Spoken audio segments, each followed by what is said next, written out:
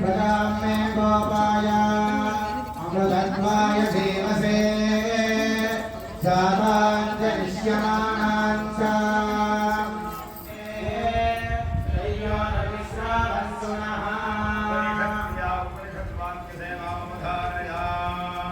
छन्दसा प्रभो विश्वरूपः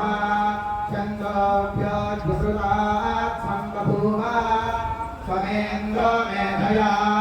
स्पृणोतु अमृतस्य देवधारणो